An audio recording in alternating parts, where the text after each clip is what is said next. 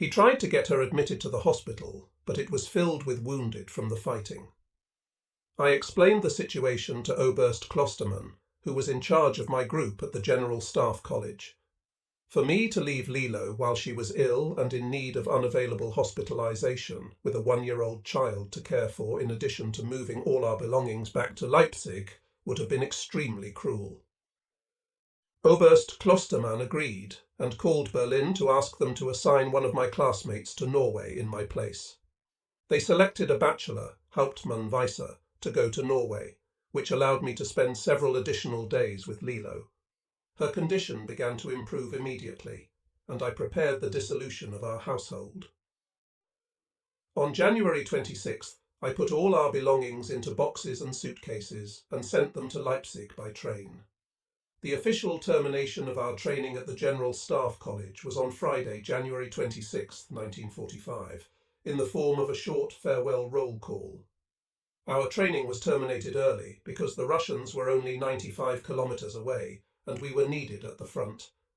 The General Staff College was supposed to be moved farther west, away from the Russian threat, and continued there. In fact, it was never organized again, even though the new class was arriving as we left.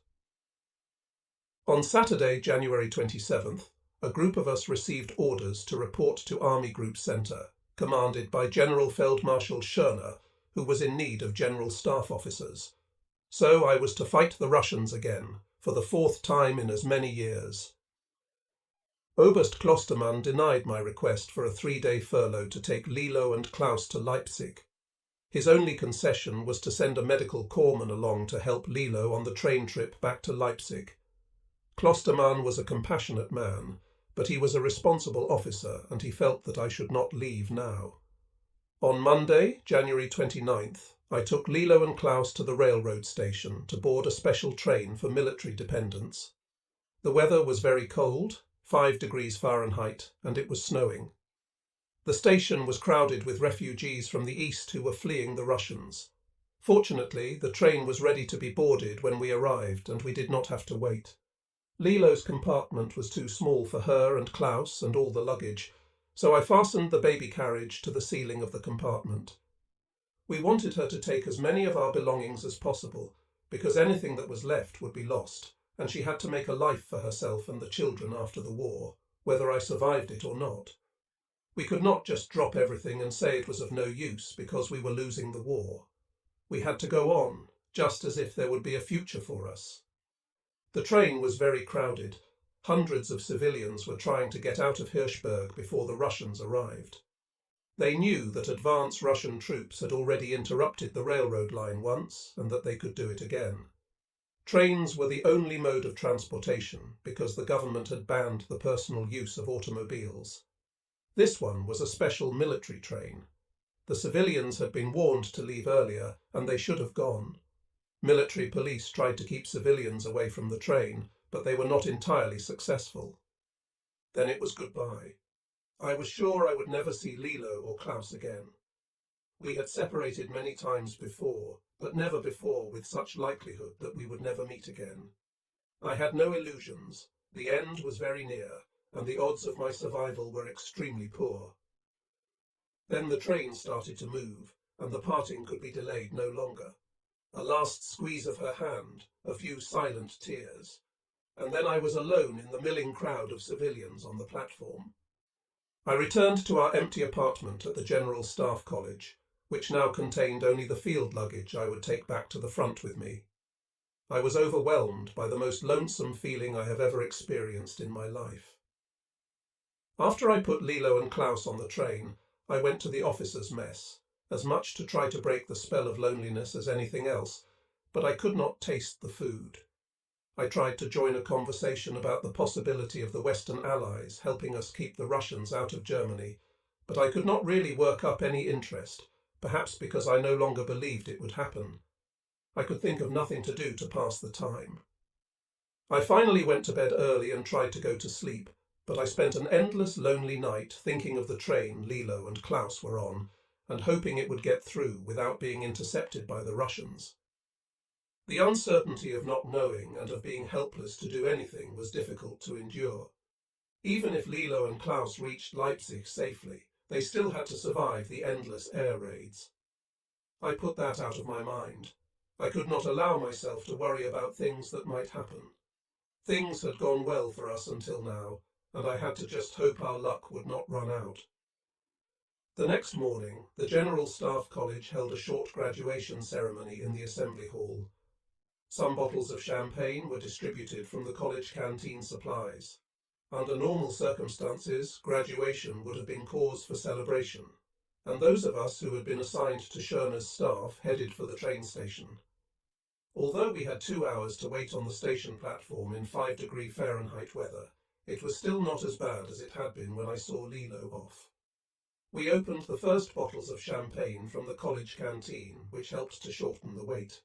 We toasted each other and tried to be light-hearted and cheerful, but the snow and the cold kept reminding me of that first winter in Russia in 1941. It was a brief train trip to Schörner's headquarters at Waldenburg, since the front was not far away. We arrived in the early evening and checked into the Hotel Waldenburger Hof. This had been the most depressing day of my life. I knew I had to shake off this depression if I was to function effectively. After breakfast the next morning, an officer from Schörner's staff came and interviewed each of us. Then we took a walk through town until lunch. In the afternoon, we reported to Schörner's Chief of Staff, General Zeilander, as we had been instructed to do.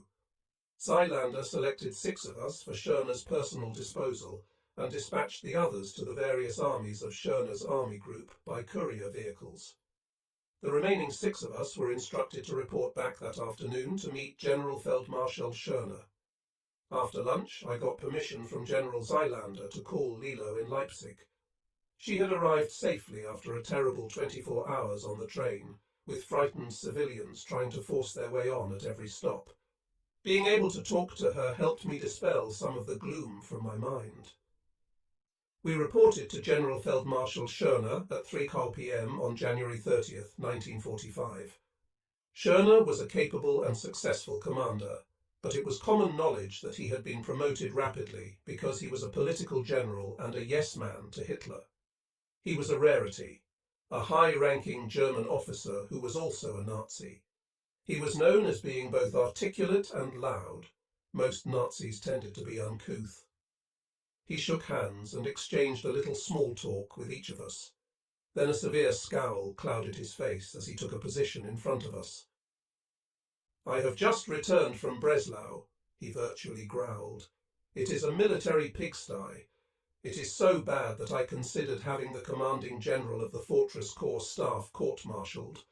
The Russians are practically there, and the city cannot hope to defend itself in its present state. I need 2 energetic young general staff officers with extensive combat experience to go there and help get the city in shape to defend itself." He paused and seemed to glare at us. "I need an operations officer and a quartermaster for the Army Corps Area 8 General Command in Breslau. You all have a lot of combat experience," which apparently explained why the 6 of us had been singled out. "So I will send the oldest and the youngest of you to Breslau. You are to fly there immediately." He turned and disappeared abruptly through a doorway. After he was gone, General Zeilander determined that a major was the oldest and I was the youngest. Schörner had his personal Kübelwagen and 2 Fieseler Storch airplanes waiting to take the 2 of us to Breslau. The Fieseler Storch was a small open cockpit airplane, large enough only for a pilot and 1 other person. It could take off and land on a very short runway, or even a meadow. We were driven to the airplanes. The major got into one of them, and I got into the other, and we took off. We flew low over the picturesque snow-covered landscape of Silesia, one airplane following the other. We landed at Gandau Airport near Breslau at 4:00 p.m. A short while later, an aide to the commanding general of the Army Corps Area 8 General Command arrived to get us. He was Hauptmann von Wallenberg, a young officer in his middle 20s. I got to know him well during the next weeks. He was from a wealthy noble family that had a large estate just outside of Breslau. We reported to the Chief of Staff in Breslau, General Major von Lossberg. The 39-year-old von Lossberg was a big man, about 6'2" and 200 pounds, with short-cropped brown hair and brown eyes that were bracketed by crow's feet at the outside corners. After a short conversation with the two of us, von Lossberg appointed me as operations officer and the major as quartermaster, a surprise, because operations officer was the more responsible job, and the major was both older and higher ranking. Then we met the commanding general, General Koch-Erpach. He was about 62 years old, portly and grey, with a fleshy face and pale blue eyes. He had no World War II combat experience, although he had seen combat as a young officer during World War I. Fortunately, General Major von Lossberg was both experienced and capable, and he could compensate for Koch-Erpach's weaknesses. The operations officer I was replacing had been killed somewhere east of the city, although the front was still perhaps 85 kilometers away. With mobile combat, we never knew where or when we might run into fast-moving forward Russian troops. He had taken 2 motorcycle riders with him to wherever he was going, which was standard operating procedure, and one of them had survived the incident and returned to report the death of the major and the other motorcycle rider. There was really little here that could be called a front.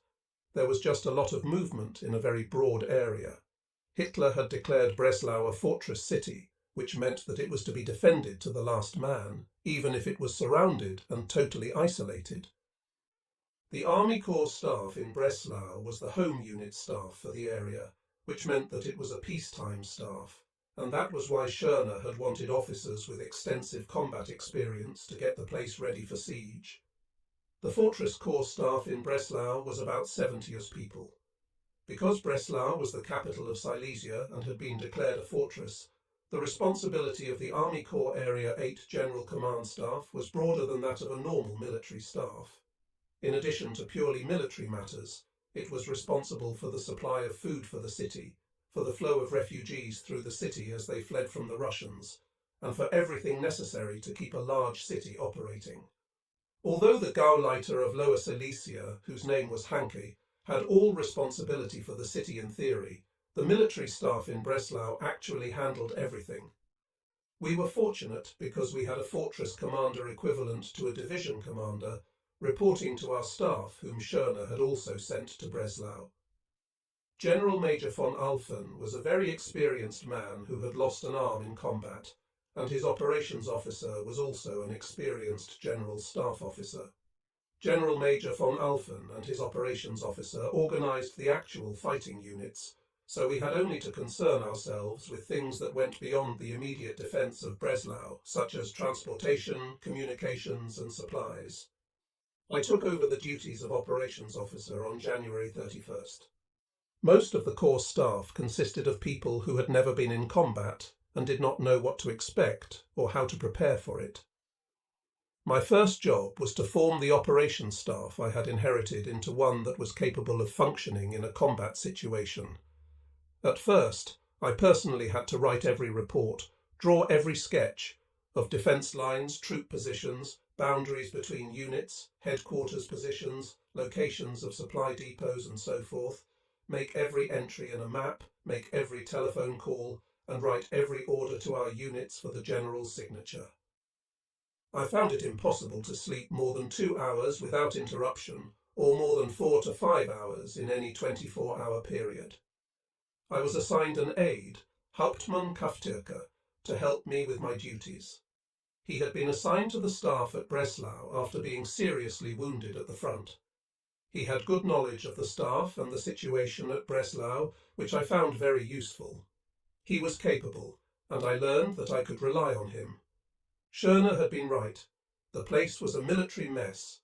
All the staff people were handicapped or old, and they had no idea how to fight or how to defend a big city. Defence lines had to be designated, ditches had to be dug, preparations of all kinds had to be made. Wounded coming in from the front had to be accommodated. A factory for making heavy water for atomic experiments had been abandoned east of Breslau, and we had to plan and conduct a counterattack to destroy it and keep its secrets from falling into the hands of the Russians. We were constantly occupied with issuing instructions to civil defence units, decreasing staff personnel, issuing ammunition and supplies, providing weapons, enforcing Schörner's order that no man able to fight was to leave Breslau, keeping refugees supplied and moving, finding engines for hospital trains, keeping utilities operating, preventing looting, preparing landing strips in the city in preparation for the siege, all in addition to normal staff functions like the daily military report to Schörner. The hospitals were overflowing with wounded who had to be evacuated, and we had to get trains for them and ambulances to move them from the hospitals to the trains. We evacuated the civilian population as long as possible. Probably more than half of the city's population left the city. In addition to the military, we also supplied the refugees who needed fuel, food, hay for their horses, and just about everything else. All the refugees coming from the east had to pass through Breslau, whether they were coming from the northeast, east, or southeast. We had to try to help them, to feed them and their horses and cows, which they often brought along, to provide them with the necessities and to keep them moving. They were practically ill on foot, with horse-drawn vehicles and whatever they could carry with them. Thousands of women, children, and old men came through Breslau every day. The area they were going into west of Breslau was hilly, which would be difficult for them, and it was winter and very cold. It was a terrible feeling to see them come through and know there was very little hope for them wherever they went. Even though they were leaving everything behind, they did not want to fall into the hands of the Russians. They had all heard too much propaganda, and many had experienced too much firsthand. I quickly went from civilian telephone service to a combat telephone network, which both simplified telephone communication and made it more secure. Slowly, with time, everything began to function better. I worked closely with General Major von Lossberg and had an excellent relationship with him. A general staff officer with a good combat record, he was ready for the command of a division. He was a combat soldier at heart, and he wanted to return to the front as a division commander. He thought the government was stupid not to end the war on any terms, because the only possible result of continuing to fight was the destruction of Germany. He loved to escape from present realities, when the situation allowed sufficient time, by playing bridge or scat. Von Lossberg looked after overall strategy and left the details to me. He spoke very openly to me about the hopelessness of the military situation. In spite of everything, however, he thought we had to hold out in the east simply to keep the Russians out of Germany as long as possible. We had just a short time to get Breslau ready for combat before it would be surrounded by the Russians. Days went by. I could hardly leave my desk and telephone. Our only relaxation was the occasional game of cards. On February 8th, a classmate of mine at the General Staff College, Hauptmann Dagel, arrived as an observer from the Supreme Command of the 17th Army. Disguised as an intelligence officer, he was actually a spy for Schörner, a favourite trick of Schörner's. But Dagel was sensible, and I could really use him for productive work. He was likeable and unassuming, a very capable officer with a good service record and combat experience.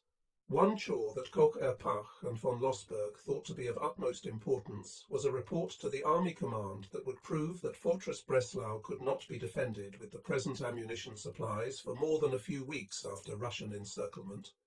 Also, the number of men who were in fighting trim would not be sufficient for a sustained defence. The purpose of this report was to obtain permission to evacuate Breslau in the event that it was in danger of being encircled. Of course, it was in vain, and our orders were to the contrary. The bridges were to be kept open for a possible German offensive across the Oder River. Somebody was living in a dream world. Only in case of extreme danger could the bridges be blown up. The only positive result of the report was a slight increase in weapons, ammunition, and perhaps also our departure by air out of the fortress later on.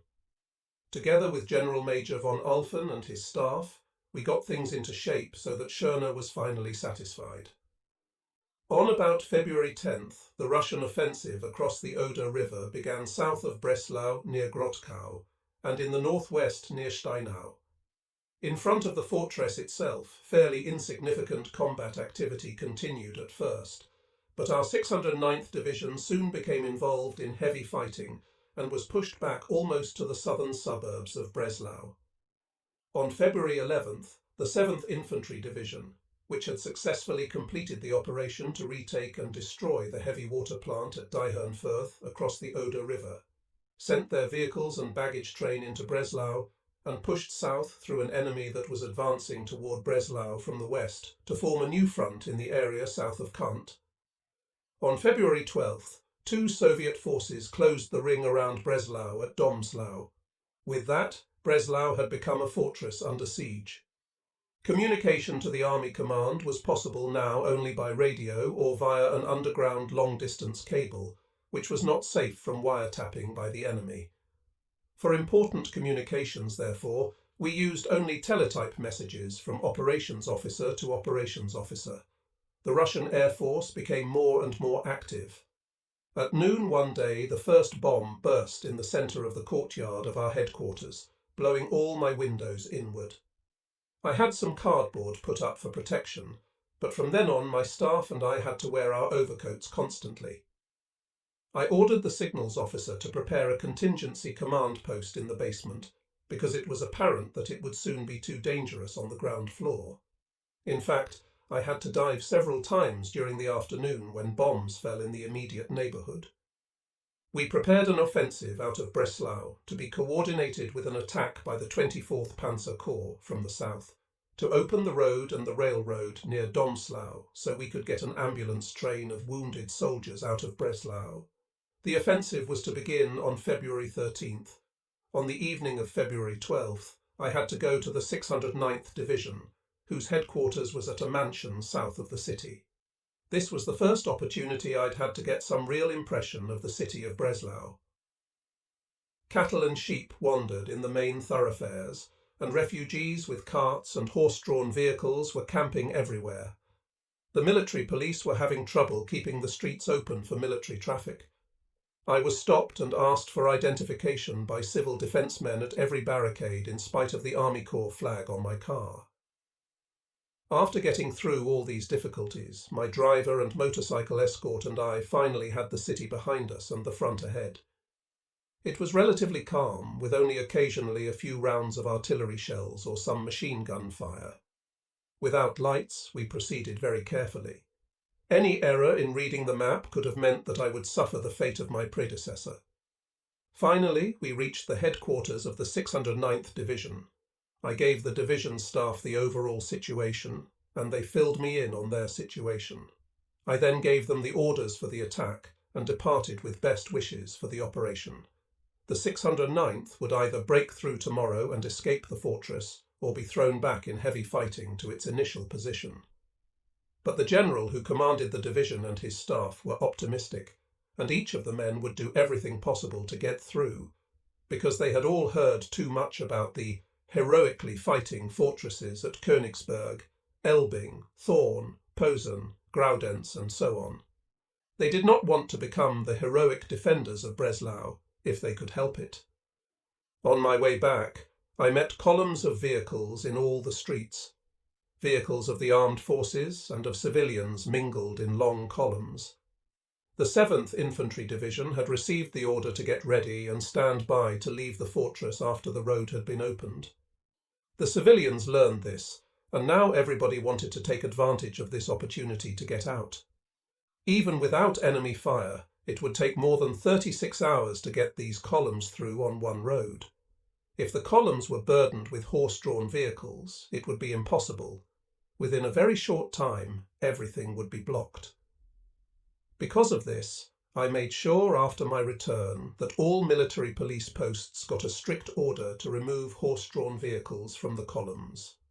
After reporting to the Chief of Staff, reading the messages that had arrived while I had been gone, and making the necessary telephone calls, I finally could get some sleep. At 5 a.m., it started getting busy again. The offensive had started, and the first reports of success were coming in. The attack of the 24th Panzer Corps, too, was progressing well. The Russians now bombed even more frequently around our headquarters building. Fortunately, they were small bombs. We moved into the rooms prepared for our staff in the basement. During the morning hours, the offensive had progressed so far that a narrow corridor had been opened up at Domslau. Vehicles were now starting to flow out of the city to the south, but with heavy losses under fierce Russian fire from both flanks. The railroad track, however, was blocked by a heavy tank that had been disabled and stood on the track at Domslau. All efforts to remove it failed, and it was impossible to get the two loaded hospital trains out of Breslau because of it. The heavy attacks that were soon launched by the Russians against the tube-like opening stopped the movement of traffic again in the afternoon, and by evening Breslau was a fortress again.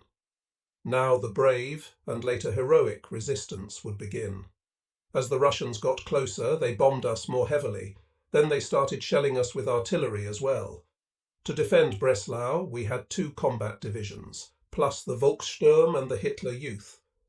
Although the Volkssturm and Hitler Youth were not trained troops, they could help. We could not use such people for offensive operations, but we could defend with them after a fashion, and because most of them were defending their homes, they would fight more fiercely than they might in another place. In Breslau, I got all the reports from the front, and I learned then what was likely to happen when the Russians took a town or a city. When we recaptured a city or town from the Russians, we usually discovered that wanton murder and rape had been the norm while they had been there.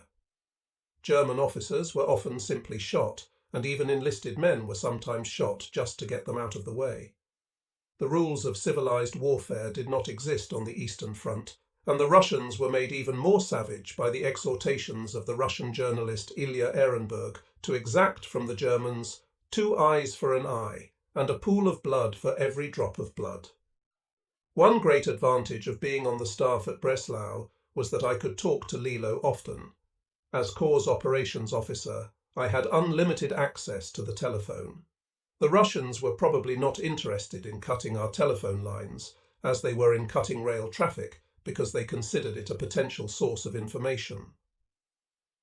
After I had been in Breslau about 2 weeks, Schörner decided that he needed a corps staff at the current front, which was now about 85 kilometers west of Breslau. Our purpose in being at Breslau had been fulfilled, and General Major von Alphen and his staff were charged with conducting the defence of Breslau, so our corps staff was ordered to leave Breslau and replace a corps staff that had been lost or decimated at the front. In the evening, von Lossberg, Kafurka and I celebrated the termination of our fortress existence with champagne and a game of skat. General Koch-Erpach apparently celebrated his departure from the fortress alone in his apartment, since we did not see him at all during the evening. The next morning, February 14th, we drove to General von Alphen's underground bunker. The city was an eerie sight. Streetcars were running in streets that were empty of people. Bursts of artillery fire exploded here and there. Herds of cattle lowed as heavy artillery shells from big railroad guns exploded every 5 minutes or so. At von Alphen's headquarters, I exchanged telegrams with Army headquarters and learned that we were to fly out of Breslau that evening in 2 Ju-52s and immediately take over an army corps at the front. Von Lossberg delegated to me the unpleasant duty of selecting those of our staff who would fly out with us and those who would stay. Each airplane could carry only about 25 people. Those who stayed, of course, would be either killed or captured by the Russians. In most cases, it was obvious who would be most needed, but there was always a way to rationalize and say, "We need him." It was not easy to sentence people to stay and be killed or captured, and I agonized over some of the choices. Some people came to me with all kinds of reasons why they should come along at all costs. The only one who actually volunteered to stay was the political officer in charge of Nazi indoctrination. He was a Hauptmann, about 35 years old, and he asked me to leave him in the fortress because his job was to be where the situation was most difficult. I had not planned to take him anyway, but I thanked him for his attitude. Those others who had to stay accepted their sentences gracefully. I drove to Gandau Airport at about 7 p.m. Hauptmann Dagel, the spy planted by Schörner, succeeded in getting 4 pairs of epaulettes for the rank of major in the general staff, as well as red cloth for our trousers, since our promotions were imminent. In the officers' mess at the airport, we waited in vain for the airplanes. The airport landing strip already had considerably more bomb and shell craters than it had had when I had landed here 2 weeks earlier, and we could hear infantry fighting to the west. After waiting in vain for the airplanes until midnight, I stretched out on a bench. Early the next morning, someone woke me and offered me a room in one of the airport barracks. There I stretched out on a real bed and fell into a deep sleep, in spite of the shell bursts nearby, after 2 weeks with so little sleep. The airplanes could land only during the evening hours, so I had at least until 7 p.m. In the afternoon, the airport commander offered us a good meal and something to drink. Finally, the announcement came through that the 2 planes were on their way to Breslau. The first Ju-52 landed at 7:15 p.m, and the second one followed shortly thereafter. The airport landing lights were switched on the absolute minimum necessary, and as soon as the airplanes touched down, enemy artillery opened up on the landing strip. The field was large, however, and the shelling did not come very close. The pilots were understandably in a hurry. The ammunition they had brought in was quickly unloaded, and our staff was loaded aboard. General Koch-Erpach's orderly began to load a number of boxes and suitcases, but when he tried to put cases of chocolate aboard, the pilots objected angrily. Fortunately, Koch-Erpach was not there, so I allowed each member of our staff to take as much chocolate as he wanted. Then we were ready.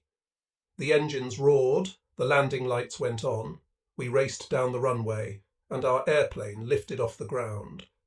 The pilot immediately put the airplane into a sharp turn and then tried to gain altitude while staying within a tight circle above Breslau to avoid Russian flak. We had a spectacular view of a large city surrounded by a pearl-like string of burning villages. The front was easy to identify by the flashes from firing guns. Von Wallenberg was even able to recognize his village and his mansion all in flames. Finally, we were high enough to be safe from the light flak, and we turned southwest over enemy territory. The heavy flak guns now began to fire at us as we passed over them. We could see their flashes on the ground as they fired, and then the resulting red shell bursts nearby in the sky. Soon we could see the dark hills of the Zobten, a small mountain range to the south, and then we saw the landing lights at the airport. We touched down at Schweidnitz at about 8 p.m, with the second plane close behind us. We had made it. The tension, which I had hardly been aware of during the excitement of the flight, began to drain from me. I also felt an enormous sense of relief at being out of a city under siege. At the airport at Schweidnitz, we reported our successful escape from Breslau to our army command. Then we made ourselves comfortable and started playing scat again to pass the time, until von Lossberg could get the personnel department of the army in Berlin on the telephone. He wanted to find out about his next position and about the promotions for Dargel and me, which were due that day. At about 10:12 p.m, the call finally came for von Lossberg. When he hung up, he congratulated Daigle and me on our promotion to Major in the General Staff. We located a bottle of Martell at the airport and duly celebrated the event. My competence in the card game diminished considerably after that. Finally, after midnight, we fell into our beds in the Schweidnitzer Hof Hotel, but not before Dargel and I had given orders to our orderlies to have the new epaulets on our jackets by the next morning.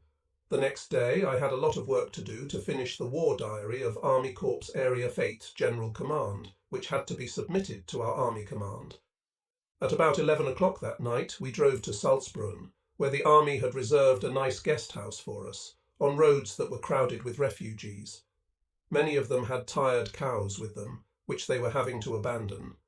Fortunately for them, the weather was not as cold as it had been. It occurred to me as I watched them that I had seen the same scenes in Belgium and France and Russia, and that what was happening to Germany now was really no different from what we had done to those countries earlier. It had all seemed so detached then, when it was happening to others, but now that it was happening to my own people, it seemed very personal. Daigle, meanwhile, had sent our trousers to a tailor to have the red General Staff stripes sewn on the sides of the legs. The tailor, who had never done such work before, demanded a pattern, and Koch Erpach was kind enough to lend us a pair of his pants for that purpose. The next morning, when my orderly returned from the tailor, we learned that the tailor had managed to do only one pair of pants during the night, and they belonged to me. Poor Dargle had to go another day without them, while I strutted about with the red stripes of a General Staff Officer for the first time. General Koch Erpach and General Major von Lossberg reported to General Feldmarschall Schörner and were invited to dinner. Later in the evening we got together again, for von Lossberg's favourite activity, if he could not play bridge, was scat. I went to bed early. I had to store up sleep in advance for what might be in store for us when we took over a corps at the front. Here there was only one telephone in the house, and it was not near my bed. The next morning, February 17th, von Lossberg talked on the telephone with Schörner's Chief of Staff, General Seelander. Instead of taking over a corps at the front, Koch Erpach and his personal staff were to take over the Army Corps Area General Command at Zwittau in the Sudetenland. Koch Erpach, almost in tears because he wanted a combat command instead of a home unit command, took his farewell of us and drove off with his aide, von Wallenberg, in Koch Erpach's white BMW sports car. Von Lossberg, Dargle and I were transferred to the officer reserve of the army, which at least meant a brief visit home, if not an actual furlough. Happy about that, we began another scat game. Later in the day, a telephone call came in ordering us to recall Koch Erpach and take over a front sector on both sides of Oppeln, with the 168th Infantry and 20th SS Estonian divisions. Dargle was to report to our army group. I called Zwittau so Koch Erpach would get the news immediately upon arrival. Then von Lossberg and I took off by car for Oppeln. Koch Erpach arrived at Erlenburg about midnight. He had driven all day to take over his combat corps, the assignment he wanted so badly. He need not have hurried, however, since it would be a few days before we would take over. We arrived on February 18th, but did not take over until February 23rd. General Seeler was supposed to refurbish his battered division, but the supply of men and equipment had been delayed. Thus we were able to get a little more rest. We were supposed to rebuild a complete corps staff by replacing the people we had not been able to take out of Breslau with us. We also had to get vehicles to make us mobile for field combat, because we had not been able to take any equipment out of Breslau. The front was quiet for the moment, while the Russians regrouped for their next offensive. Our section of the front was near Neisse. During this lull, I spent 1 or 2 hours each day with the current corps operations officer. I also drove around to get to know the area and the division commanders and operations officers. On February 23rd, we took over command of the corps, and I was chained to the telephone again.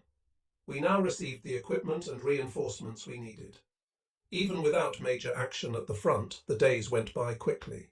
Regroupings, new formations, small combat missions, and visits by our army commander provided plenty of work and variety.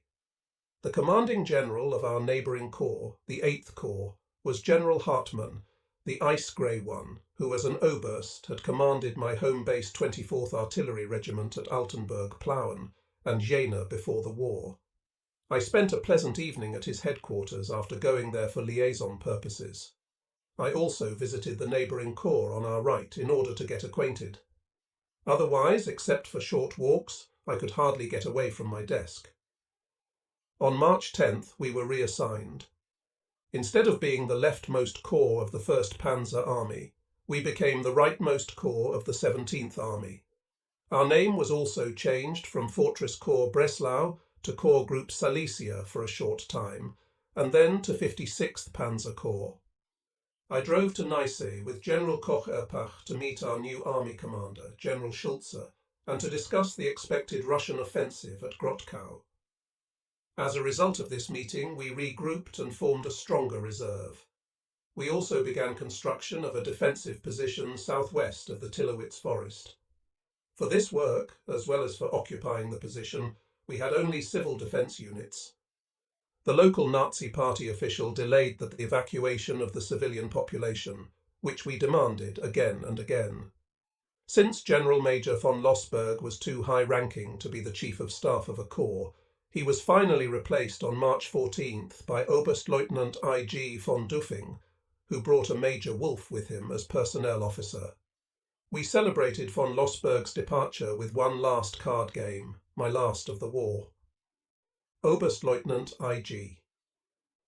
Theodor von Duffing was full of energy, hard-working and conscientious, and he had the political finesse a good chief of staff needed. He had most recently been assigned to the training department of the Supreme Command of the Army. Major Wolf, in his late 20s, was an infantry combat officer who had been relegated to staff work because of arthritis. We became good friends, probably because we had so much in common rank, age, and extensive combat experience. The Russian offensive began on March 15th with the usual artillery and aircraft bombardment. The main attack was at the Neisse River, where the Russian superiority in numbers, artillery and air support was overwhelming.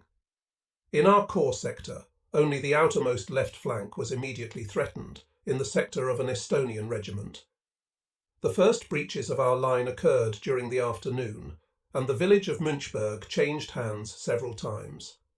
Other parts of our corps' front remained quiet, except for some reconnaissance activity. The main push was at the rightmost division of General Hartmann's 8th Corps, west of the Neisse River. The Russians reinforced in that sector, and soon they had pushed back our entire front there, and our left flank lost contact with the 8th Corps. The Russians also increased the pressure on our right flank, while everything remained fairly quiet at our front at the Oder River. A Luftwaffe fighter wing abandoned the airport at Lansdorf, and Koch-Erpach tried unsuccessfully to have the concentration camp at Lansdorf evacuated. The Russians pushed the 90th Corps back almost to Neisse on March 17th, and a Russian tank unit crossed the river and proceeded towards Zeitz. The Russian tanks, separated from our corps headquarters only a kilometre and a half or so of wooded area, drove behind us to Zeitz, where they united with another Russian tank unit that had broken through from the south. With that, on March 17, 1945, we were surrounded. It was not a strong line behind us, however, and the Russian tanks were in a difficult situation themselves because they had German forces in front of and in back of them as well. I was glad von Duffing was there, because he had the diplomatic skill we needed to get orders that would allow us to retreat. Without his skill, we would have been ordered to stand and fight to the last man, which would not have made much sense. If we had stayed, we would have lost both divisions and gained nothing. Even if the Russians had simply bypassed us, we would have been occupying a useless forest that had no roads, bridges, or anything else of value. We would have been just sitting there, and after a week or so we would have been without food or ammunition. The proper decision was to retreat and break through the Russian tanks at our rear, but army units could never get permission to do that because of Hitler's edict that the German army did not retreat. Von Duffing said we had to man a defence line that just happened to be behind us, and it worked. We relocated our corps headquarters in a forester's house in the Tillowitz forest and prepared a plan to break out of our encirclement. I took a motorcycle that had tank-type treads instead of a rear tyre and went to the headquarters of the 20th SS Division, with which we no longer had wire communication and whose situation was completely unknown to us.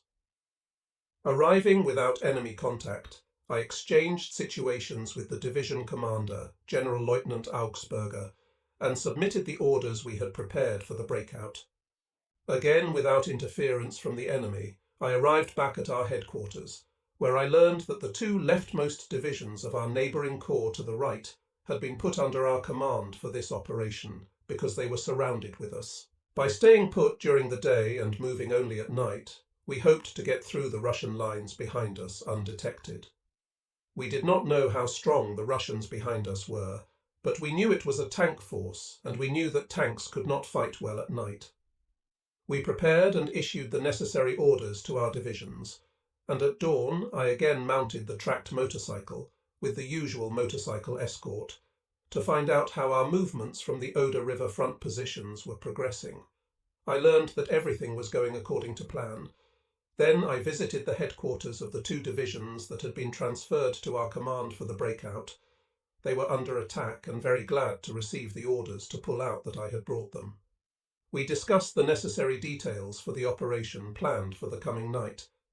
Then I returned to Corps headquarters, having to stop to take cover a few times because low-flying Russian fighter planes were firing into refugee columns on the roads.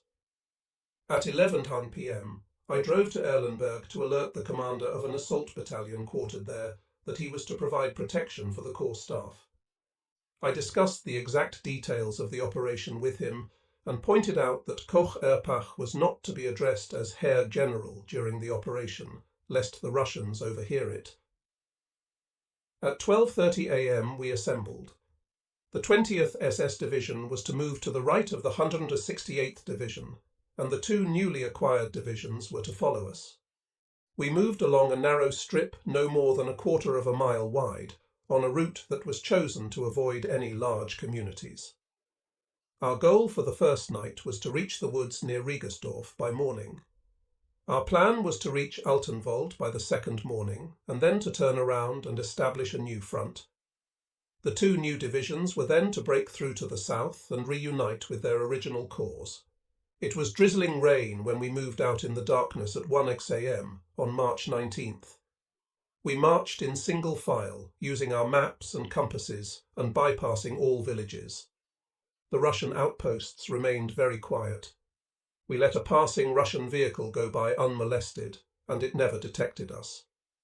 A horse-mounted Russian dispatch rider saw us and disappeared at a fast gallop. After a while I took the lead and guided the group, because too often in Russia I had seen infantry soldiers make mistakes reading maps.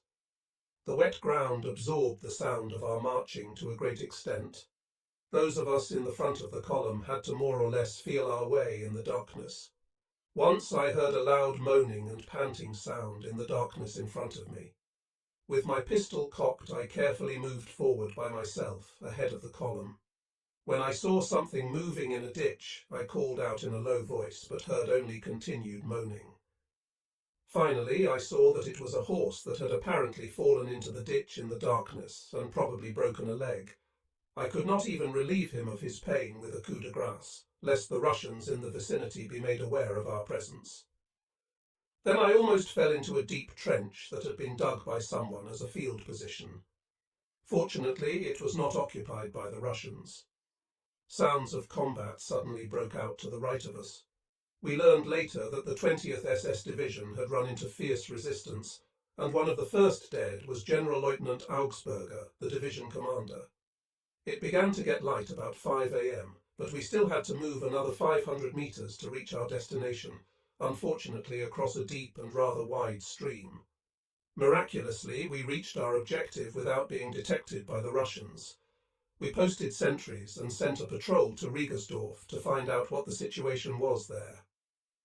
I went to the edge of the woods to have a look and try to see what was going on.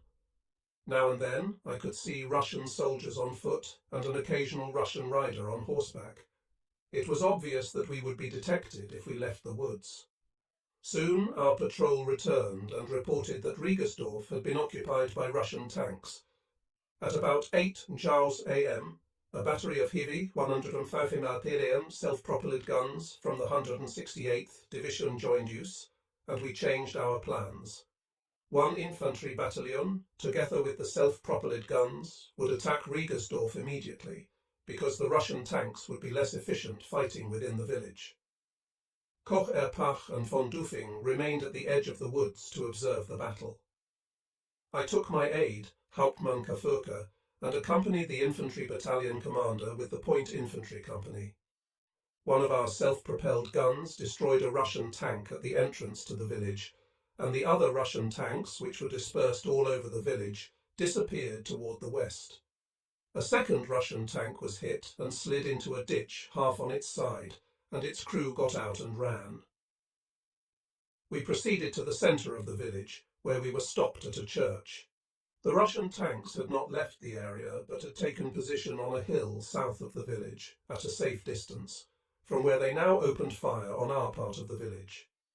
Unfortunately, our battery of self-propelled artillery had rushed at full speed on through the village and gone on to break through to the German lines, and we no longer had their protection. The Russian tanks were consequently shelling every house now, causing a lot of casualties. When we spotted a company of Russian infantry approaching from the north, I ordered the commander of our assault battalion to secure and hold the part of the village we had gained. Some of his men panicked, however, and started to run away directly toward the Russian tanks. I pulled my pistol and fired several shots into the air. This stopped some, but not all of them, so I shouted at them that the east edge of the village was occupied by the Russians, which might not have been true, but it got the attention of those who had not stopped when I fired my pistol. Now everybody settled down and dug in, and we held the village until evening. I returned and reported to Kocher-Pach, who decided to wait until nightfall and once more try to sneak through in the dark. To our left, in the area of the 168th Infantry Division, we could hear the sounds of heavy combat, but we were not able to establish radio contact. Our little piece of the woods was circled several times by a Russian tank, but we left it alone because to fire at it would have given our hiding place away and would probably have drawn a whole pack of tanks down on us. I remembered the Russians who had tried to break out of encirclement through my battery during the invasion of Russia in 1941, and I realized now how they must have felt. At about 7 p.m, a unit of 8 or 10 Russian tanks attacked from the south and tried to enter the village. After 2 of them were hit by Panzerfausts and started burning, the others turned around and disappeared. Finally, at 8 p.m, it was dark enough, and we moved out through a depression north of the village. I again led the column. By 11 p.m, we were approaching Altenwald. In theory, we had made it, but we could not be sure that the Russians had not reached Altenwald ahead of us. In 3 days, much could have changed, so I stopped the column and sent a patrol on bicycles to the village, which was still several kilometers ahead. I sent word back to Kocher-Pach that we would be delayed until the patrol returned. Then I sat down under a tree to rest and wait. When the patrol returned, it reported that our own troops were in control of Altenwalde. When I attempted to stand, I was unable to do so. I don't know whether it was the cold or the tension of the last few days, but I was unable to move my arms and legs. Some of the men put me on a bicycle and pushed me along. After about 15 minutes, life began to return to my limbs, and by the time we arrived at the village, everything was normal again, so we had escaped encirclement, although some of our units were still missing. We had got out with most of our men, but we'd had to destroy all of our heavy equipment because we could not use roads for fear of encountering Russian tanks. On March 20th, we established our headquarters in the house of the local sheriff, who happened to have a lot of good things in his pantry. In the morning, I took a car and started looking for our missing units, as did a number of other officers. Major Wolfe and the other half of our corps staff were missing, and the entire 168th Division was missing. Only a few stragglers had reported from the 168th Division. From their reports, I could guess that the whole division had been pushed toward the south, so I drove on through the mountains toward the southeast. I knew there was no continuous front between the Russians and me, and therefore I could run into Russians anywhere, but I had to find the 168th Division. Finally, after a long search, I found some men and officers of the division. After a lot of asking for directions, I finally found division headquarters in a village. When I entered the headquarters of the 168th Division, General Major Schmidt-Hammer looked at me with a bewildered expression. "You are alive!" he exclaimed. "You are supposed to be dead!" The news had circulated through the 168th Division that the Corps Operations Officer had been killed by a direct hit in a fight with tanks. I learned that the 168th had got through with 80% of its men, 70% of its off-road vehicles and arms, and even 20% of its other vehicles. This was, to me, a much better outcome than if the entire corps had perished in the Tillowitz forest heroically fighting. I felt certain that Schörner would be happy we had been able to save the 4 divisions of infantry, even though we had lost practically all our equipment except small arms. I left orders for the 168th to make contact with what remained of the 20th SS Division by means of reconnaissance screens, searching a large area with many small patrols. Then I returned to Corps headquarters. In the meantime, Major Wolf had arrived with the rest of our staff. Their experience had been similar to ours. I learned that the 20th SS Division was in our intended front-line position, but in a weakened state after suffering heavy casualties. Their combat capability had been further weakened by the death of General Lieutenant Augsburger, their popular and respected division commander. We established a new defence line. Then we learned that our divisions had been assigned to another corps, and we, the corps staff, were to be pulled out of the front to be rested and resupplied, since we had lost all our equipment. Preparing a comprehensive combat report and war diary, complete with situation sketches and all the necessary attachments, kept me busy during our period of rest. After a few days, we moved from a school to a mansion, since we were not in charge of any division, and it would not be in violation of Schörner's order that staffs not stay in mansions. Finally, all the reports were finished, and we had only to wait for our new equipment. Since we had no command over any troops, we hardly received one telephone call a day. Our staff had worked together long enough now that it functioned smoothly. Except for my aide, Hauptmann Kafurka, I now had the longest service on the staff. Von Doofing wanted an endless list of things done, standing orders for the staff, alarm regulations, etc. I delegated some of the assignments to aides and insisted on spending part of our rest period trying out the new motor vehicles, going for walks and working 2 horses that had belonged to a former corps commander. The March weather was beautiful, and I intended to enjoy at least some of it, because what lay ahead of us was obviously going to be grim. On March 25th, our idyllic life came to an end with an order to take over a sector of the front in a mountainous area southeast of Ziegenhals. Koch-Erpach and von Doofing departed immediately to make contact. Within 24 hours, however, a counter-order arrived to move instead, by rail, to Lobau for refurbishment. I recalled Koch-Erpach and von Doofing. When they arrived, they decided that they and Major Wolf would go ahead to Lobau as an advance party. Now, as leader of the railroad transport, I had a few completely quiet days of rest without either the commanding general or the chief of staff to make work for me. During the day, I rode the horses, read, slept, and listened to the radio. Finally, my train arrived, and we loaded everything aboard it and rolled north. Exactly 2 months after leaving the General Staff College at Hirschberg, I passed it again as we went through Hirschberg on the train. At about 6 p.m. on March 31st, we arrived at Lobau. I immediately placed a long-distance call to Leipzig and talked to Lilo while the train was being unloaded. Everything was all right at home. 2 divisions were put under our command on April 1st, and we assigned them to build a fallback position about 13 kilometers behind the front. Once, when I visited a division headquarters during this period, I found myself at a Schörner rally. General Feldmarschall Schörner was a rarity, a career officer who was also a dedicated Nazi, although the German army had been deliberately trained to be non-political, and we were not even permitted to vote in elections. With political rallies such as this one, he hoped to reinforce the nation's power of resistance. He spoke to soldiers, officers, civilians, and workers at the front and near-front areas. It probably was impressive to many of these people to see a General Feldmarschall with the country's highest war decorations speaking for the Nazi Party. I visited the 57th Panzer Corps, which was in command of the front here. Its personnel seemed to be determined to live as well as possible now that the end was approaching. At least that was the impression I gathered from the number of buttercream cakes and other delicacies they consumed every day. Von Doofing turned down my request to go home for 2 days over Easter, even though there was really nothing to do, although, of course, things could change quickly.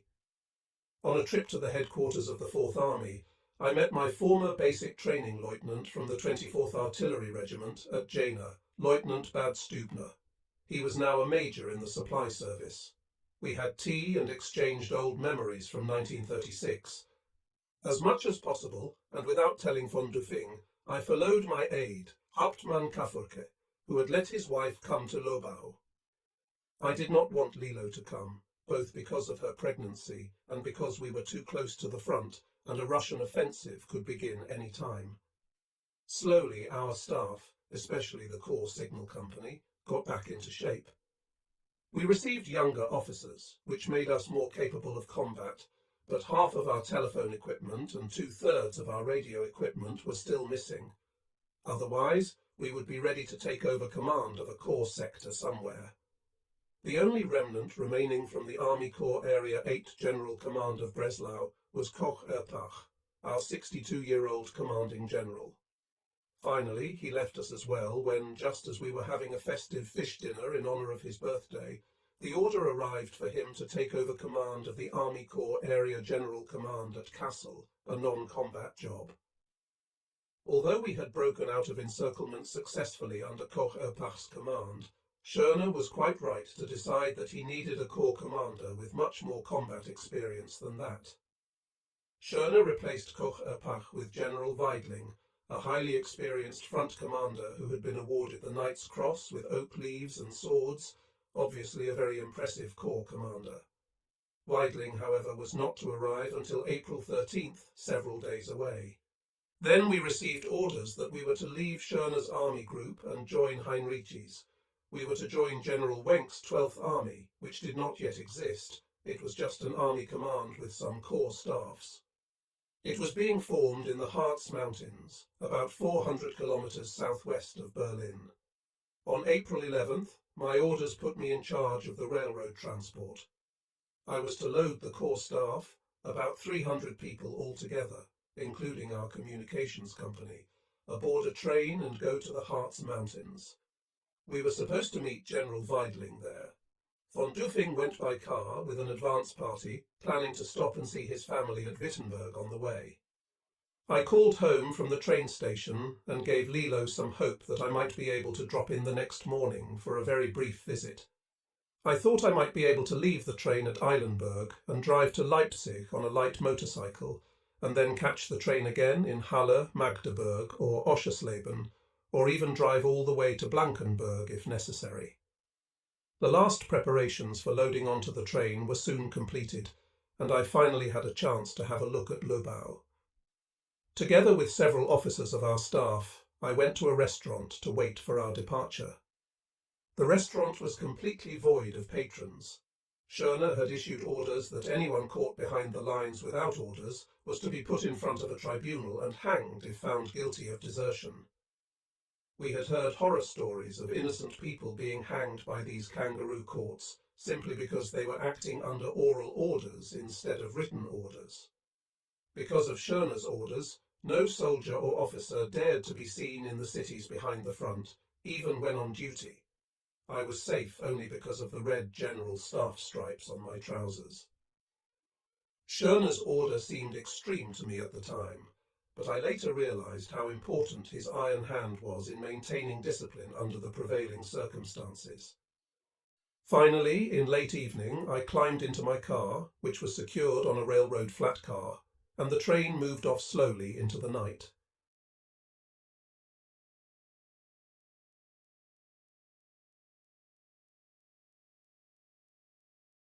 It was dusk as our airplane that was to deliver me to a Soviet prison camp approached Moscow. I could not help remembering, as I looked at the city from the air, how tantalizingly close we had come to capturing it in December 1941. I remembered thinking when I was wounded just outside of Moscow that I would miss the victory parade in front of the Kremlin. How ironic that thought seemed now. I thought also of the many brave soldiers, German and Russian, who lay buried in the earth over which we flew. When our airplane touched down on a runway south of Moscow, there were no buildings, just some runways.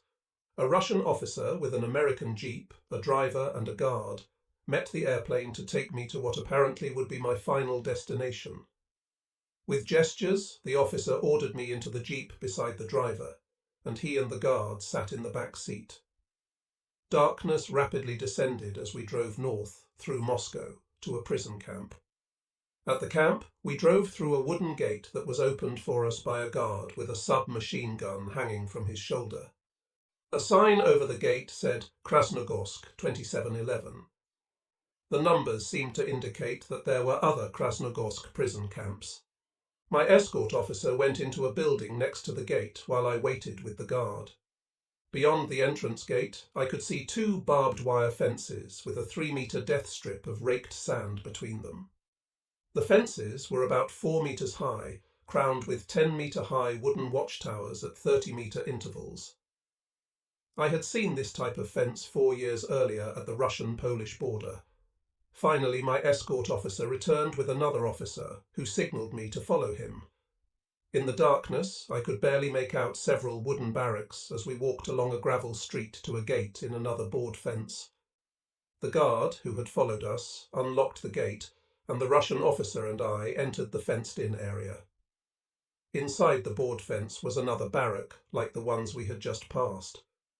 The Russian officer led me into it and pointed at an empty bunk, which I interpreted as an invitation to settle down there. One lonely bulb hanging near the entrance cast light into an aisle formed by 2 rows of built-in double bunks, some of them occupied by sleeping forms. I had only my fur-lined uniform overcoat, my canteen, and a small army-issue food bag that attached to the belt. We had used it to carry food in when we were in combat. I deposited my meagre possessions at the foot of the bunk and fell wearily into it, pulling my overcoat over me, more for security than for warmth, since it was summer. Sleep came quickly, but it was a very fitful sleep, full of apprehension and uncertainty about the future. I was certain they would shoot me after they had learned everything I could tell them. When I woke the next morning, I was relieved to find that the barrack contained about 15 German officers. I introduced myself to everyone, and someone went to a designated place and brought back food for all of us. I was handed a watery bowl of cabbage soup with a tiny fish floating in it and some extremely weak imitation coffee. I was repulsed by the sight and the smell of the soup. It had a strong, unpleasant fish odour. As a small child, I had been deathly ill after eating fish, and I had never eaten fish again. "Is there nothing else?" I asked. "This is it," an oberst responded, smiling wryly. "In a few days you will be glad to get it." "What do you get at other meals?" I asked. "They are identical to this one. Other than that, we just get 300 grams of bread each day." So all that stood between me and starvation was this putrid cabbage soup and a little bread each day. I could not know what was in store for me, whether I would be shot after the Russians had everything they wanted from me, whether I would spend the rest of my life in Russian captivity, or whether I would eventually go home. But it was obvious that the only thing I could control now was how I handled myself in this new situation. I decided that I would do everything in my power to stay alive and as healthy as possible, and hope to eventually return to my family. I took my meagre portion of the fish soup and ate it, trying hard not to smell it. I swallowed the tiny fish whole. I exchanged a little small talk with my fellow prisoners and learned that I was in a quarantine barrack and would stay here for 3 weeks. All of the other people in the barrack were senior officers, majors, oberstleutnants and obersts, except for one oberleutnant. His name was Kurt von Berkersrode, and I'd had a von Berkersrode in my regiment when I was stationed at Plauen. "He is my older brother Friedrich," the oberleutnant told me when I asked. "He is in the main camp here, according to the Russians, and they are bringing me here from a labour camp to join him. I do not know why they are being so kind, but I am more than happy to take advantage of it." The younger von Berkersrode was perhaps 23 years old and very thin, almost emaciated. It was good to know that I would have at least one acquaintance in the main camp.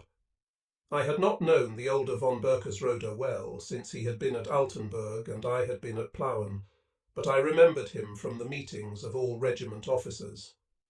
After breakfast, I wandered outside the barrack, where the bright June sun made the world look cheerful in spite of my unhappy circumstances. The quarantine barrack was the only thing inside the board fence that surrounded it. I could not see very much of the rest of the camp. I noticed an older man tending some flowers that had been planted beside the fence. He wore Bavarian short leather pants and the traditional Bavarian hat, complete with feather. He looked vaguely familiar to me, and then I realized that it was General Feldmarschall Schörner in civilian clothes. He stopped what he was doing and looked at me for a moment, then said, "Don't I know you?" "Jawohl, Herr General Feldmarschall," I responded. "You sent me to Breslau in January to help get it ready for siege." "Yes, Breslau," he said, nodding. "I remember. Were you captured there?" "No, I surrendered in Berlin. I was operations officer of the 56th Panzer Corps under General Weidling." "Oh, yes," he said. "Well, the Russians did not capture me. My army group and I fought our way through from Czechoslovakia to the west and surrendered to the Americans. However, the Americans just turned us over to the Russians anyway, so it was all for nothing. If I had known the Americans would do that, I would not have sacrificed the lives that it cost to fight our way through to the west." He heaved a heavy sigh and looked down at the ground. "You might as well know that inside the main camp here, I am being criticized for continuing to fight after the formal surrender so I could get my army group to the west. They are saying that I sacrificed German lives unnecessarily. In view of what eventually happened, of course, they are right." It seemed important to him that I understand his motives for continuing to fight after the surrender. He said he had also wanted to give German civilians a chance to get to the west, and many civilians had in fact escaped the Russians with his army group. Schörner was known to German soldiers as the hangman because of his order during the fighting at the end that any soldier found behind the lines without proper orders to be there should be court-martialed and hanged if found guilty of desertion. The Russians must have resented Schörner's continuing to fight and kill Russian soldiers after the surrender, and his taking his army group to the west to surrender, but they apparently were giving him special treatment for some reason. They kept him in the relatively spacious prison camp instead of in a cramped cell at Lubyanka or Butyrka prison, where they kept other high-ranking German generals. For the rest of my 3 weeks in the quarantine barrack, I saw very little of Schörner, which led me to believe that he must have a room of his own somewhere. Some of the other prisoners in the quarantine barrack had been in other prison camps, and I learned from them a little about life in Russian captivity. "Be thankful you are here," the younger von Berkersrode told me. "At the labour camp I was in, the Russians routinely starved and worked German prisoners to death." His description of the labour camps did not paint a pretty picture. The depression that takes over the human soul in a climate with 4 months of darkness, the 16-hour workdays and 7-day work weeks, the physical weakness that comes with being overworked on an inadequate diet, the brutality of the Russian guards. He told of gold crowns being broken off the teeth of live German prisoners by the Russian guards, of having to carry the dead out of the camp in wheelbarrows and bury them without ceremony. In the following days, whenever I found myself getting depressed about my situation, I would seek out Berkersrode and find some solace in the fact that I was here rather than in the hellish labour camps he described so vividly. During the 3 weeks I was in quarantine, our number remained steady at about 15, although people would be released into the main camp and others would arrive, usually from Germany, but occasionally from another prison camp. Krasnogorsk. Prison Camp 27-11 was just outside Moscow, about 22 kilometers from the Kremlin, which made it convenient for NKVD, later KGB, interrogators. Apparently, the Russians kept people they wanted to interrogate frequently, like Weidling and von Dufing in Lubyanka or Butyrka prison in Moscow, and those they wanted to interrogate less frequently at Krasnogorsk. To my surprise, I learned that the main camp was actually run by Germans called activists, who were collaborating with the Russians. I learned that the tower guards, the NKVD interrogators, and the camp commander, who counted all prisoners twice each day, were likely to be the only Russians I would ever see. I could see some of the camp from the quarantine barrack. It consisted of a number of buildings on each side of a gravel street. Although most of the buildings were barracks, others included an administration building, a large assembly hall that I later learned was used for propaganda films and events, a latrine, a bathhouse, a small dispensary, a kitchen, and a laundry. The camp was surrounded by the barbed wire fences I had seen on my arrival, the strands of which were so close together that nothing could get between them.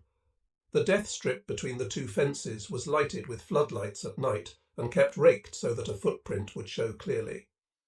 I was told that a few attempts to escape had been made, but those prisoners who did escape had always been caught, and then they were badly beaten and kept in solitary confinement for weeks. Even if a prisoner succeeded in getting out of the camp, he would be over 1,000 kilometers from another country. I later heard that some German prisoners had escaped from other camps and had actually got out of Russia.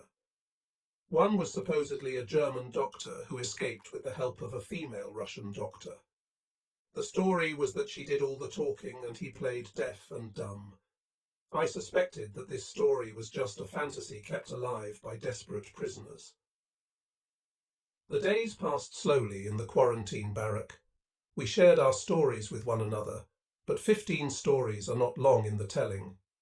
We could walk around the barrack, but the fence was no more than 5 meters from the building, so our walking route was cramped and provided little outlet for the tension of being inactive and captive. Oberleutnant von Berkes-Roder revelled in being able to get enough sleep, which he had apparently not been able to do since surrendering at Stalingrad 2.5 years ago. But for me, it was difficult to go suddenly from a life of constant action, of helping to command divisions, to a life of absolute inactivity, without a say in even something as insignificant as when I would eat. Time, of which there had never previously been enough, seemed suddenly to be the only commodity remaining in my life. I found it difficult to believe how slowly it passed, and the more conscious I was of it, the more its passage seemed to slow. Inactivity and restlessness were obviously enemies I would have to conquer. As bad as the food was, and it never varied in quality or quantity, mealtimes were at least events that helped break up the day. Hunger was a serious factor we all had to deal with from our first day in captivity. Each of us was left immersed in his own thoughts most of the time. Lilo and Klaus and our unborn child were always on my mind. I could not know whether they had survived the war, but my mother had told me on the telephone that the Americans were taking Leipzig instead of the Russians, and I tried to focus on that fact. It meant that their chances were good. But even if they had survived, how would they live? I tried hard to put them out of my mind, but I could not. Losing the war also preyed on my mind. Being captured had always been a real possibility for all of us, but surrendering our country... I felt stunned now, almost as if I were in someone else's bad dream. The war had shattered my life and left only a deep void. Home and a normal life were things I would probably never know again. I had to learn to adjust to our total defeat and my status as a prisoner of the Russians. It was a feeling of complete desperation. Germany was divided both geographically and ideologically, and it was unlikely ever to exist again as a whole nation. I spent much of those first 3 weeks going over Germany's experience of the previous 6 years. Where had we gone so wrong? I felt that Germany's claim to the Rhineland, the Sudetenland, and the Polish corridor had been justified because they had been taken away from us at the end of World War I by the Treaty of Versailles. Hitler annexed Austria as a result of a plebiscite by the Austrian people. I felt that our invasion of France had been justified because France had declared war on us. Belgium, Luxembourg, and the Netherlands had not declared war on us, however, and yet we had gone through those countries to get to France. Occupying them had been just a matter of convenience. Obviously, in retrospect, that was wrong. We had done it during World War I, and we automatically did it again, and perhaps because we did it the first time, it seemed acceptable when we did it again. We had needed Norway for its raw materials and to protect our northern flank from England, but now that I had time to consider our actions, I had to concede that we had no right to invade and occupy Norway. It was only now beginning to dawn on me that our treatment of other nations had been arrogant, and that the only justification we had felt necessary was our own need. As for the Soviet Union, we had hated the concept of communism and felt that the Soviet government was cruelly subjugating the Soviet people, but that hardly gave us the right to violate their sovereignty. Of course, we were not just fighting communism.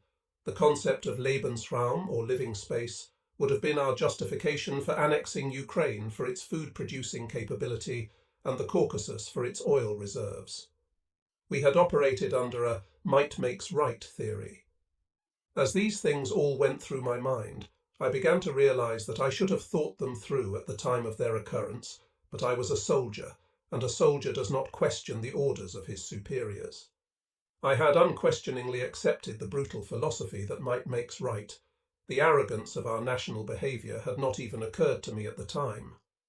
Although such blind obedience was probably the only military way to keep soldiers focused on the task at hand, the realization that I had allowed myself to become a non-thinking cog in Hitler's military machine depressed me now. What had begun, at least in our minds, as an effort to correct the injustices of the Treaty of Versailles had escalated far beyond anything that any of us could have imagined. In retrospect, I realized that I and countless others like me had helped Hitler start and fight a world war of conquest that had left tens of millions of people dead and destroyed our own country. I wondered now whether I would ever have questioned these things if we had won the war. I had to conclude that it was unlikely. This was a lesson taught by defeat, not by victory. After 3 endless weeks, I was finally released from quarantine and moved into the main camp. A German general major named Bamler met me at the camp's administration building and escorted me to my assigned barrack. Bamler was several inches taller than I, and perhaps 15 years older. As we walked from the administration building to the barrack, he glanced at my uniform.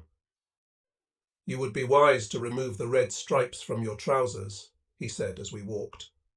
I was surprised, because those red stripes were a badge of honour to a general or a general staff officer. I glanced down and only now realised that he had removed his own red stripes. "Why?" I asked. "Because the only purpose in wearing them is to set yourself apart as a member of an elite group, and there are no elite groups here." I did not respond, but I wondered why a German general would make such a statement. The General Staff was indeed an elite group, and one that took much pride in being elite.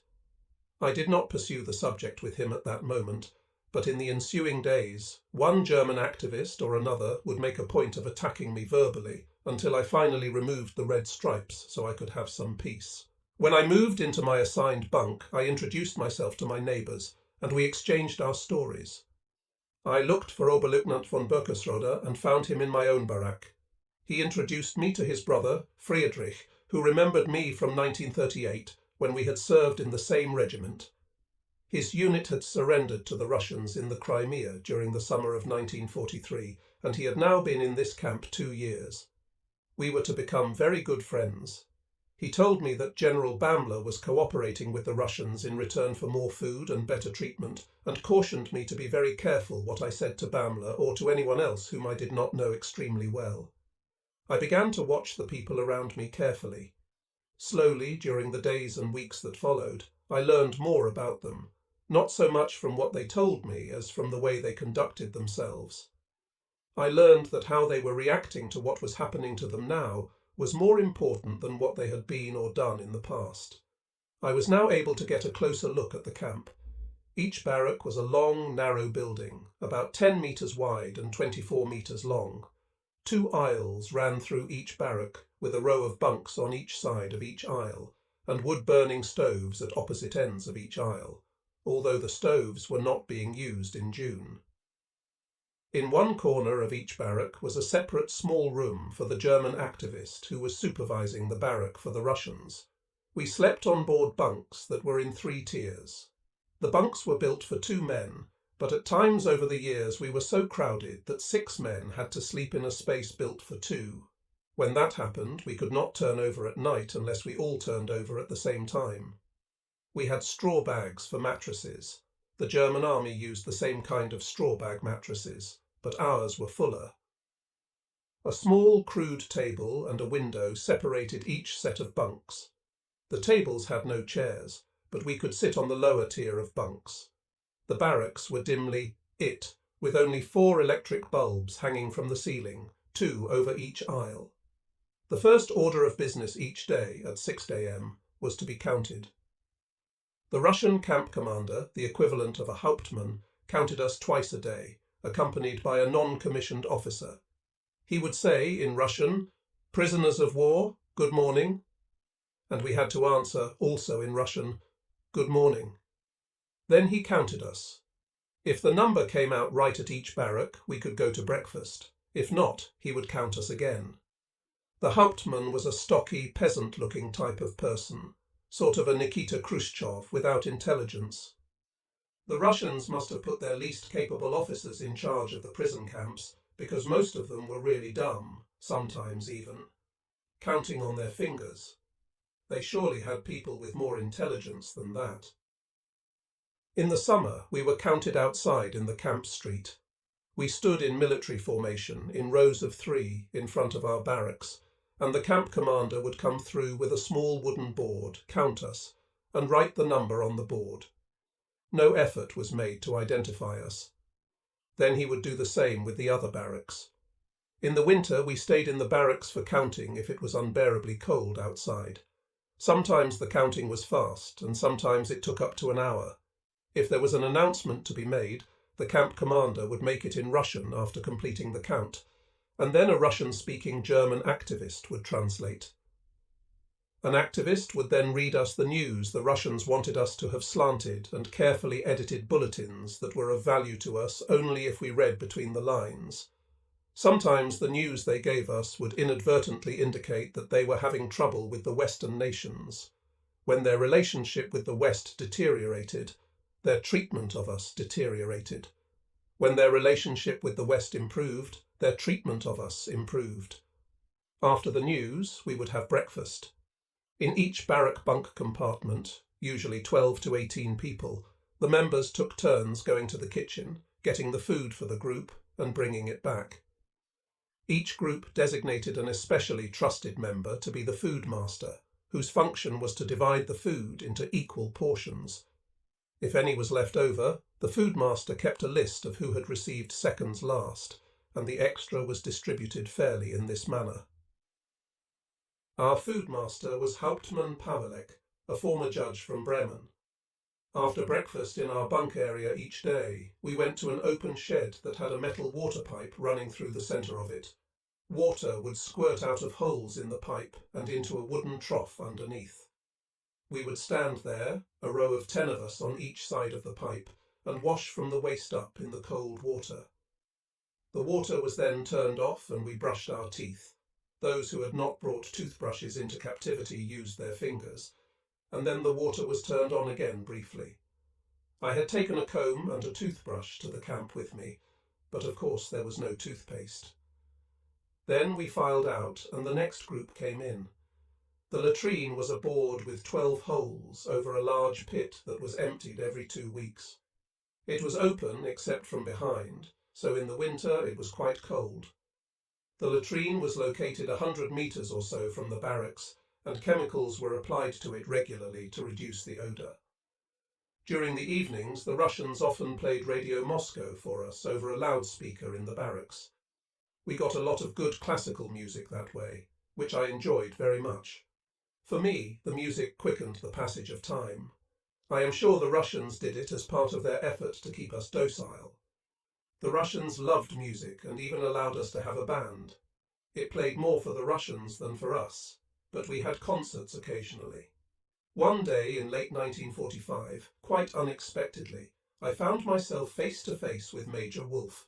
He was as surprised as I was to find an old friend in Russian captivity.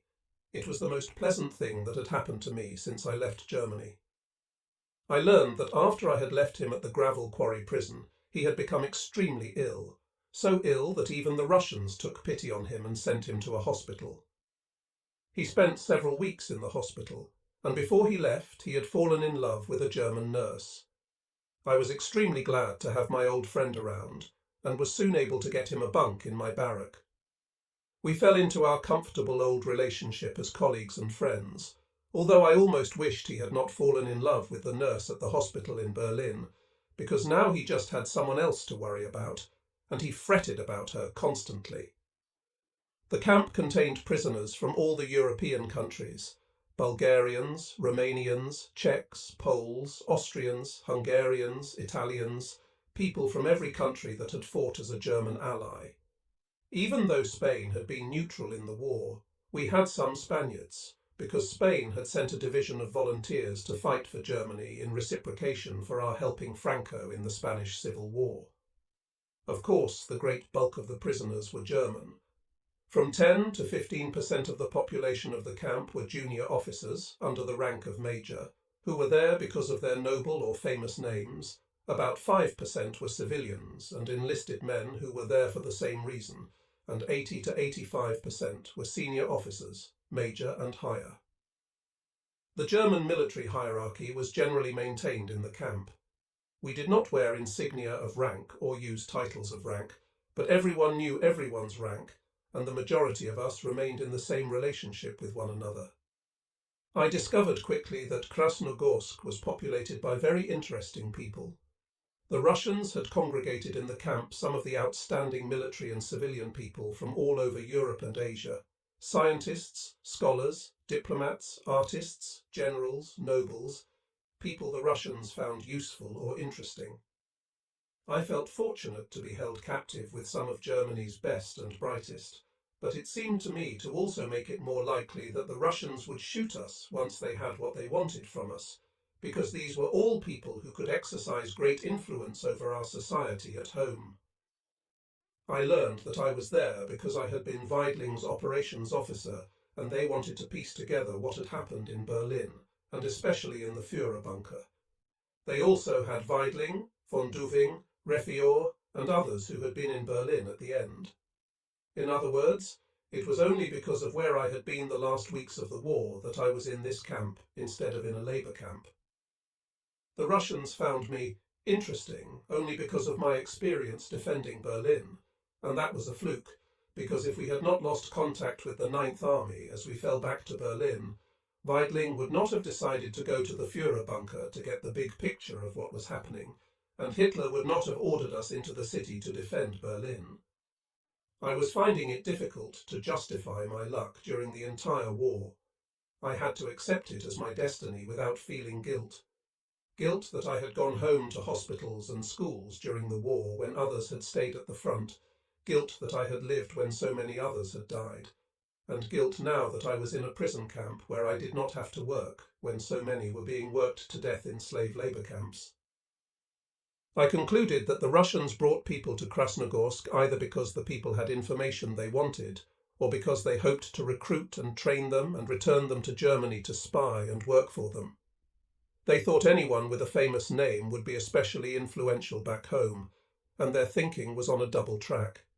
If they brought them here, these people could not influence the people at home against them, and if they could recruit the people with famous names, they could send well-known Germans back home to influence people in their favour. A few people in the camp were there only because of their names. One, for example, was a man named Truman, who had operated a cigar store in Potsdam. The Russians had asked whether he was related to the American president, and he boasted that he probably was because his grandfather's brother had emigrated to the United States. His boasting won him a ticket to Krasnogorsk. Another was named Ackermann. His father had been an important German politician before World War I. He caught their attention because of his name, and they shipped him off to Krasnogorsk. Another was named Hugo Dörpfeld. His father, Wilhelm Dörpfeld, had been the director of the German Archaeological Institute in Athens and had assisted in the excavation of Olympia and Troy. He was at Krasnogorsk simply because the Russians recognized his father's name. He must have been in his 50s. He had been a pharmacist. Intelligent, mature and stable, he had adapted well to being the son of a famous man, and we all liked him. He would not have been a threat to the Russians. The Russians were fascinated with nobility, although they had killed or frightened away all their own. Probably 30% of the prisoners in the camp were from the German nobility. Most were generals or general staff officers, but there were also some civilians. A board fence had been erected at one part of the camp to block our view of some civilian prisoners, primarily the family of Polish Prince Radziwill. The Russians had brought Prince Radziwill to Krasnogorsk to prevent him from being an influence against them in post-war Poland.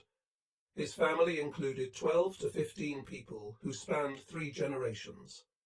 They had one barrack-like building to themselves, and the Russians had built the wooden fence around it to provide them with privacy.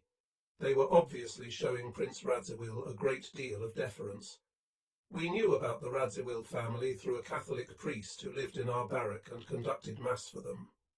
I do not know whether the Prince Radziwill, who later became an in-law to US President John F. Kennedy, was one of the prince's grandchildren in that camp. Another noble civilian was Count Schwerin. He was a widower whose very prominent family had large estates in Mecklenburg and Pomerania.